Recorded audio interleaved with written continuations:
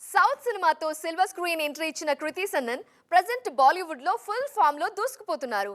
On screen మాత్రమే కాదు, off screen కూడా కృతి పేరు తెగ వైరల్ అవుతోంది. ముఖ్యంగా సినిమా ప్రమోషన్ లో ఈ బ్యూటీ లుక్స్ ఆడియన్స్ తో పాటు ఇండస్ట్రీ జనాలను కూడా అట్రాక్ట్ చేస్తున్నాయి. నేనొక్కడ్నే సినిమాతో సిల్వర్ స్క్రీన్ ఎంట్రీ ఇచ్చిన కృతి సనన్ తెలుగులో ఫెయిల్ అయినా నార్త్లో మాత్రం ఫుల్ ఫామ్ చూపిస్తున్నారు. కమర్షియల్ సినిమాలతో పాటు లేడీ ఓరియంటెడ్ సబ్జెక్ట్స్తోనూ సత్తా చాటుతున్నారు. ఒకవైపు గ్లామర్ ఇమేజ్ను క్యారీ చేస్తూనే ట్రెడిషనల్ రోల్స్లోనూ వావ్ అనిపిస్తున్నారు. ఆన్ స్క్రీన్ మాత్రమే కాదు, ఆఫ్ స్క్రీన్ కూడా సినిమా థీమ్కు తగ్గ లుక్స్తో అభిమానుల్ని అట్రాక్ట్ చేస్తున్నారు కృతి సనన్.